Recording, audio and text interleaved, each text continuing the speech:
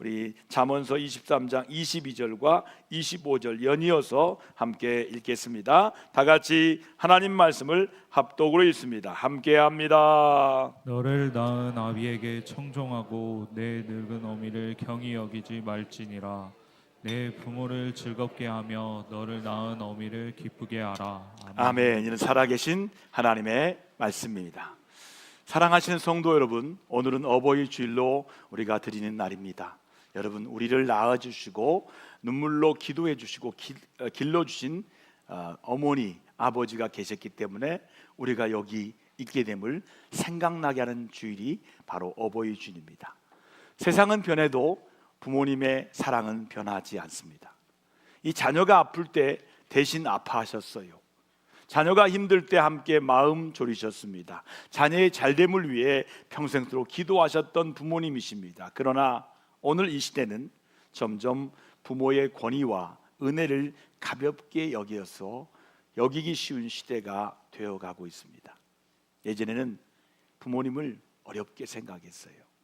특히 아버님이 오신다, 온 가족이 나와서 인사를 했어요. 바쁘다는 이유로, 익숙하다는 이유로 부모님의 말씀을 흘려듣고 살기도 하고 있어요.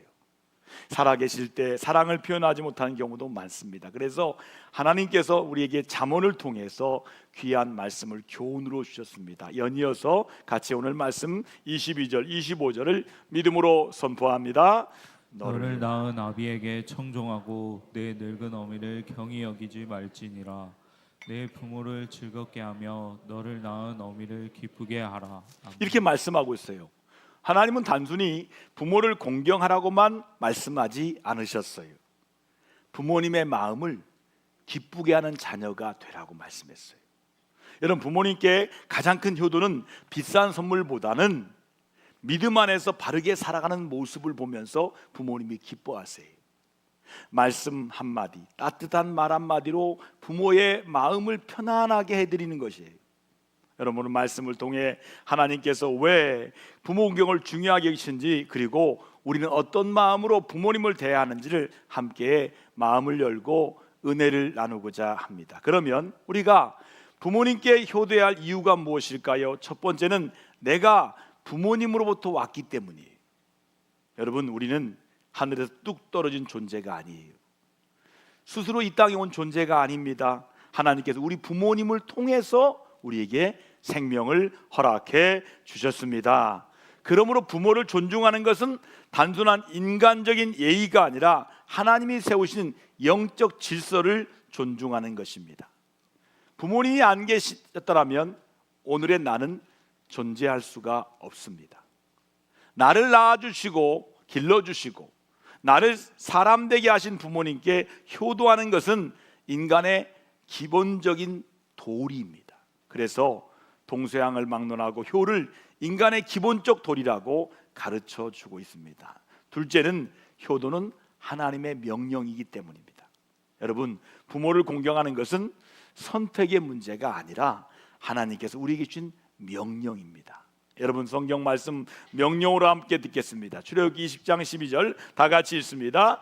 내 부모를 공경하라. 그리하면 내 하나님 여호와가 내게 준 땅에서 내 생명이 길리라. 아멘이십니까? 10계명의 계명 중에 내 부모를 공경하라 말씀이 분명히 써 있어요. 하나님의 명령은 우리 생각이나 형편이나 모든 것들보다 우선시 돼야 돼요. 하나님 말씀하시면 내 마음에 안 들어요. 내 마음에 내키지 않아요. 그런데도 불구하고 하나님 말씀에 말씀했기 때문에 부모님께 효도를 해도 되고 안 되는 건 선택의 문제가 아니라는 거예요. 부모 공경은 하나님 앞에서 반드시 지켜야 할 순종의 계명입니다. 여러분, 성경은 이렇게 말씀합니다. 에베소서 6장 1절 3절 같이 읽을까요? 시작. 자녀들아, 주 안에서 너희 부모에게 순종하라. 이것이 옳으니라. 내 아버지와 어머니를 공경하라. 이것은 약속이 있는 첫 계명이니 이로써 내가 잘되고 땅에서 장수하리라. 아멘. 이렇게 말씀하고 있어요. 부모님을 공경하는 것은 인간관계에 대한 계명 가운데 가장 처음이고 으뜸이 되는 계명이에요. 여러분 중에 관계가 어려운 분들 한번 생각해 보세요. 나는 부모와 관계가 편한가? 관계가 잘 됐다면 그 관계가 쫙 열립니다. 여러분, 부모님과 관계를 잘 맺으셔서 관계의 문이 열리기를 주의 이름으로 축복합니다. 하나님께서는 부모 공경을 그만큼 중요하게 여기셨어요. 그리고 이 계명에서 축복의 약속까지 담겨 있는 말씀이에요. 부모를 공경하는 자에게 하나님께서 잘됨의 은혜와 장수의 복을 주시겠다고 말씀하신 거예요. 세 번째는 효도는 부모님의 은혜에 보답하는 일이에요. 자, 부모님은 우리를 낳으시고 길러주신 분이에요. 먹이시고 입히시고 가르치기 위해서 최선을 다하신 분입니다. 자녀 위에 땀과 눈물을 흘리셨습니다. 때로는 자신의 삶을 아낌없이 다 내어주었습니다. 생명도 아깝다고 여기지 아니하신 분입니다. 우리가 병들어 누웠을 때 밤새워 간호해 주신 분이 부모님이에요. 바른 길 가는 사람이 되기를 바라며 눈물로 기도하셨습니다. 부모의 사랑만큼 세상의 어떤 사랑과도 비교할 수가 없습니다. 그래서 하나님께서 부모를 공경하라고 말씀했습니다. 자, 부모님의 은혜를 깨닫지 못한 사람은 하나님의 은혜를 깨달아 알 수가 없습니다. 부모의 은혜에 보답하지 못하는 사람은 하나님의 크신 은혜에 보답하지 못합니다. 육신의 부모를 통해 베풀어진 사랑과 은혜를 깨닫지 못한다면 하나님의 아버지의 크신 사랑도 깊이 깨닫기 어려운 것입니다. 그러면 효도의 구체적인 방법을 여러분 말씀을 통해 여러분에게 전하겠습니다. 첫 번째는 부모를 위해 기도하고 복음을 전하는 거예요. 여러분, 부모님께 좋은 거 사드리고 싶어하는 마음 누구나 다 있지 않습니까? 좋은 음식 대접하고 좋은 옷 사드리고 편안하게 모시는 것 귀한 효도입니다. 그러나 성경적으로 말하면 가장 큰 효도는 부모가 하나님을 알고 구원받도록 돕는 거예요. 여러분, 부모님께 아무리 좋은 옷 사드리고 귀한 거 사준다 할지라도 부모님의 영혼이 하나님 안에서 구원받는 것보다 더 큰 효도는 없습니다. 부모님의 육신만 편안한 것으로 끝나서는 안 돼요. 부모님의 영혼이 하나님 안에서 참된 평안을 누리는 것이 가장 중요해요. 그래서 부모님을 위해서 기도하고 예배의 자리로 인도하며 복음을 전하는 것은 가장 귀한 효도인 줄 믿습니다. 부모님과 함께 예배드리고 함께 천국 소망을 바라보는 것, 이것이 가장 큰 효도예요. 가장 복된 자녀의 모습인 줄 믿습니다. 혹시 아직 예수님을 알지 못하는 부모님들이 계시다면 절대로 포기하지 마시기 바랍니다. 사랑으로 섬기고 눈물로 기도하십시오. 저는 고등학교 1학년 때 예수님을 구주로 영접했습니다. 저희 아버지 어머니는 물론 교회를 다니지 않았습니다. 1학년, 2학년, 3학년 다니면서 천국 소망과 지옥이 보이는 거예요. 믿어지는 거예요. 이대로 내버려두면 부모님 지옥 가겠다 생각하니까 잠이 안 오더라고요. 그래서 1년 동안을 교회 기도실에 잤습니다. 그리고 어머니 아버지 구원이 달라고 눈물로 기도했어요. 그 결과로 하나님이 어머니를 구원하시고 아버지를 구원하시고 우리 가족을 구원하셨습니다. 하나님께서 가장 좋을 때에 그 영혼들을 붙들어 주실 줄 믿습니다. 둘째는 살아계실 때 효도해야 돼요. 이제 막 철이 들어서 효도하려고 했더니 부모님이 안 계십니다. 마땅히 효도하는 것을 뻔히 알면서도 뭐가 그리 바빴는지 그렇게 하지 못했던 인생의 무거운 짐을 어떻게 해결할 수 있을까요? 효도는 언제나 할 수 있는 것이 결코 아닙니다. 내가 하고 싶을 때 하는 것이 아니었어요. 제가 살아보니까 효도도 유효기간이 정해져 있더라고요. 기회가 있다란 말입니다. 그런데 그 기회를 놓치면 효도를 하고 싶어도 할 수가 없습니다. 여러분도 알다시피 작년에 저희 아버님께서 천국 가시고 처음 추석을 보냈는데 얼마나 쓸쓸한지요. 이른 아침부터 부모님 선수에 갔습니다. 가는 중에 옆집 집집에서 부모님 드릴 반찬을 준비하고 주방에서 달그락달그락 하는 소리가 너무 부러웠어요. 우리 부모님도 살아계셨다면 얼마나 좋을까. 여러분, 부모님 드릴 음식 준비하느라고 마트 가고 시장 보고 바삐 움직이는 모습이 너무 귀한 줄 믿습니다.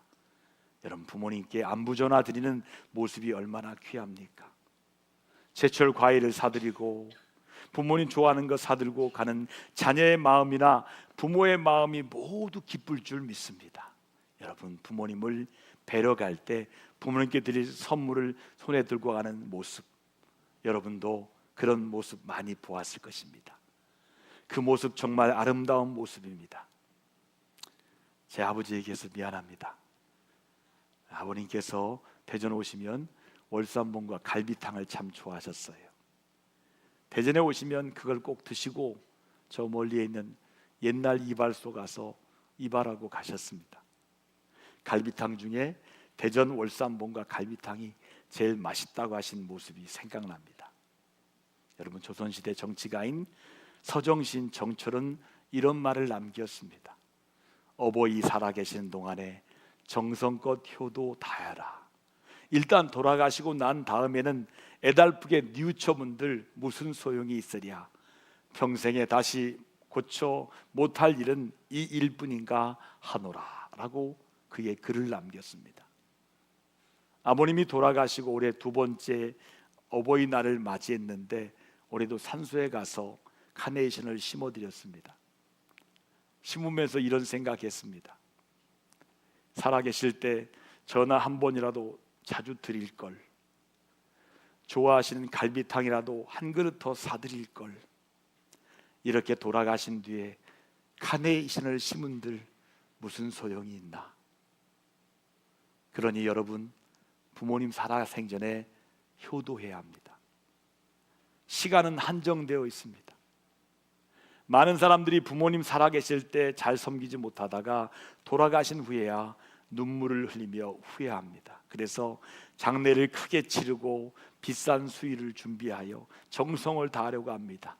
물론 부모님을 향한 그 마음 자체는 귀한 마음인 줄 믿습니다. 그러나 하나님께서 원하시고 하나님이 기뻐하는 효도는 돌아가시고 난 후의 형식보다 살아계실 때 사랑하고 섬기는 것입니다. 부모님 살아 돌아가시고 나서 장례를 화려하게 한들 무슨 소용이 있단 말입니까? 세 번째로 부모님께 순종하는 거예요. 성경 말씀 읽어볼까요? 주 안에서, 자녀들아, 주 안에서 너희 부모에게 순종하라. 이것이 옳으니라 말씀합니다. 효도의 기본은 부모님 말씀을 공경하는 마음으로 경청함으로 듣고 순종하는 것입니다. 제가 우리 아버지 살아계실 때 했던 것이 아버지 손 붙들고 운전하면서 아버지 말씀을 경청하는 거였어요. 어느 때는 2시간, 어느 때는 3시간 말씀하시면 제가 아버지 말씀이 맞습니다, 맞습니다. 그랬더니 우리 아버지 말씀이 내가 다 맞는 건 아니요 그러시더라고요. 아버지 말씀이 맞습니다. 순종하는 거예요. 부모님 말씀을 귀히 여기고 따르는 것이 하나님께서 기뻐하시는 것인 줄 믿습니다. 하나님은 순종하는 자를 기뻐하십니다. 하나님 말씀 듣고 순종하는 사람에게 은혜를 베푸시고 복을 나리어 주셨습니다. 하나님 말씀에 순종하는 사람, 부모님 말씀에 순종하는 사람의 인생은 형통합니다. 여러분, 하나님의 평안과 인도하심이 있습니다. 늘 하나님과의 동행의 축복이 함께 하십니다. 유대인들에게 아버지는 자녀들에게 있어서 율법의 권위요 삶의 표준과 같은 존재가 아버지였어요. 그만큼 유대인들은 부모 공경을 아주 귀하게 소중하게 여겼습니다.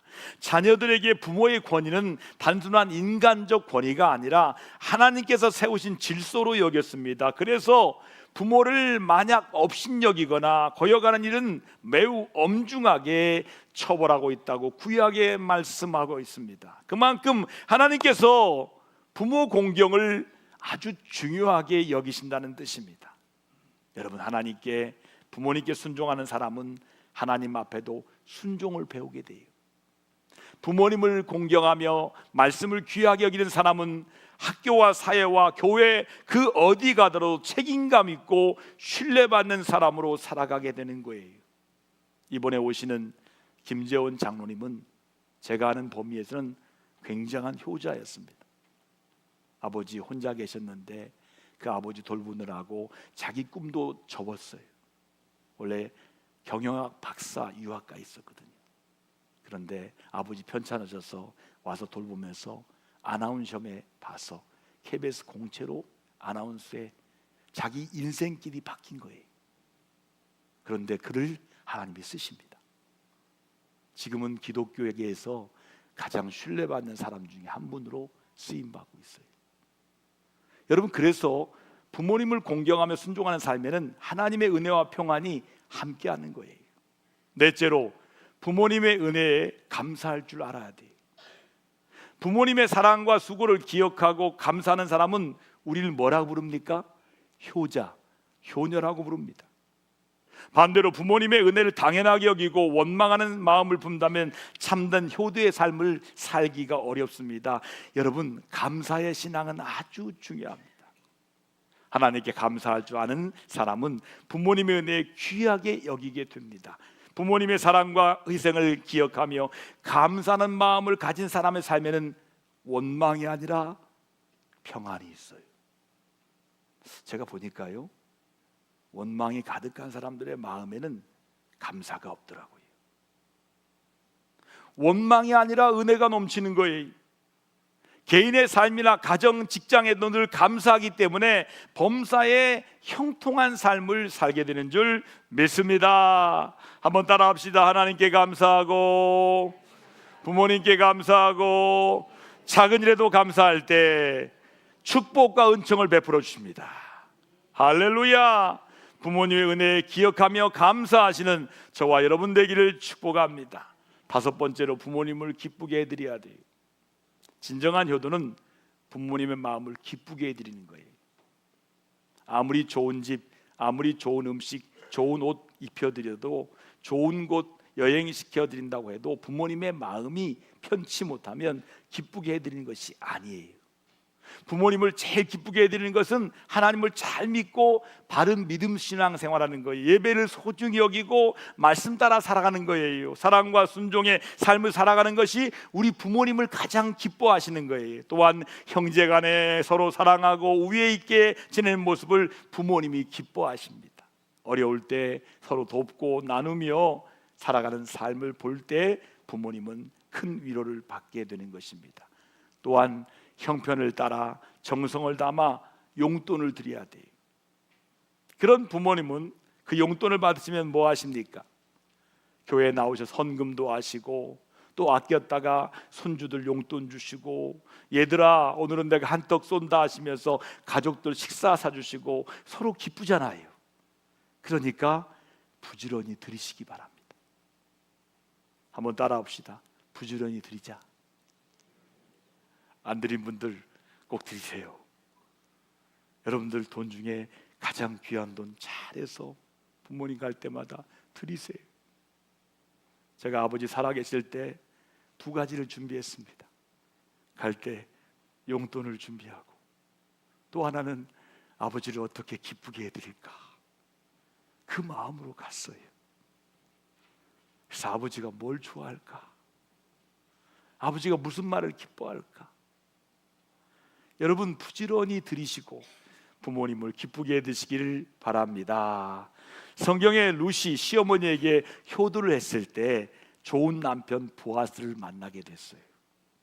보아스는 효성이 지극한 룻을 하나님께서 축복해 주기를 이렇게 기도했습니다. 자, 함께 12절 기도하겠습니다. 함께 여호와께서 내가 행한 일이 보답하기를 원하며 이스라엘 하나님 여호와께서 그의 날개 아래에 보호받기를 온 내게 온전한 상 주기를 원하노라 하는지라.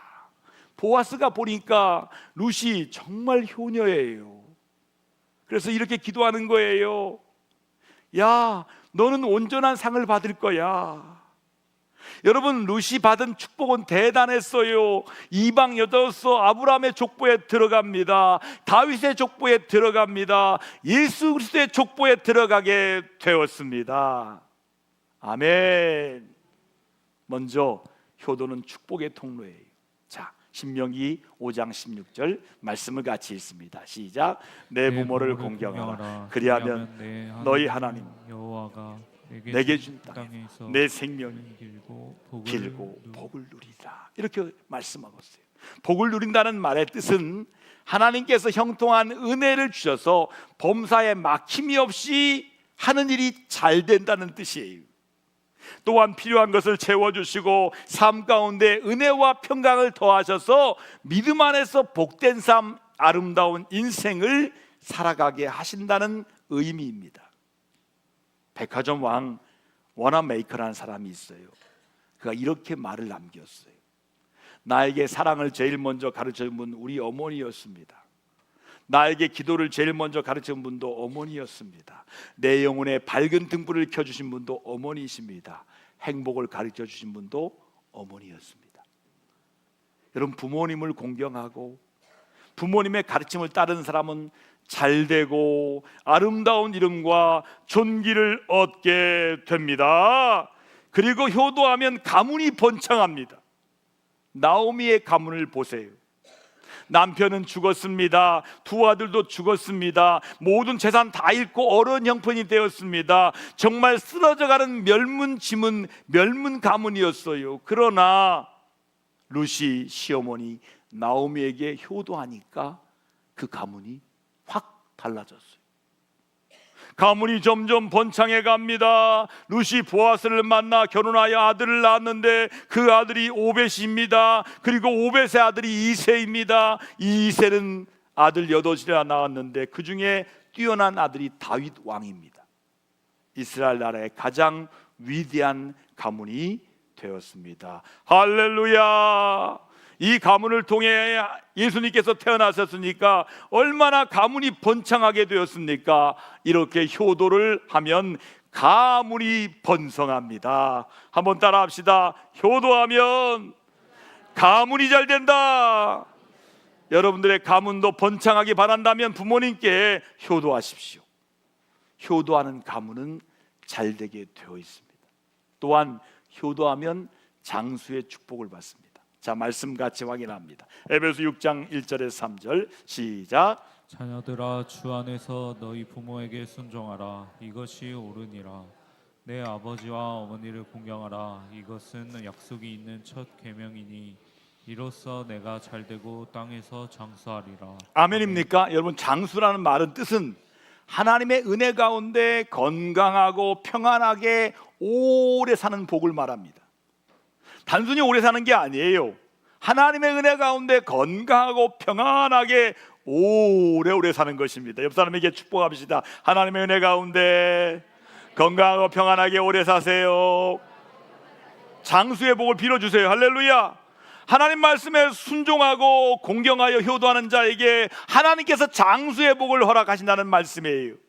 끝으로 내가 부모님께 효도하면 내 자식에게도 효도를 그대로 받게 됩니다. 여러분, 부모님께 효도와 충성하고 우리 순종하고 공경하는 모습은 자녀들에게 자연스럽게 본이 되는 거예요. 여러분, 자녀들은 부모가 살아가는 모습을 보면서 배우기 때문에 본대로 배우는 거예요. 자녀를 공경하는 가정에서는 그 믿음과 사랑이 다음 세대로 계속해서 이어져 가게 됩니다. 그러므로 부모님을 잘 섬기시고 공경함으로 자녀들에게 아름다운 본을 보여줘야 한다는 것입니다. 이런 말씀이 있잖아. 여러분도 알고 있는 말씀. 10아들을 기른 부모는 있어도 한 부모를 섬기지 못하는 자녀들이 있다. 가봤는데요, 장례집에 갔는데 자녀가 10이에요.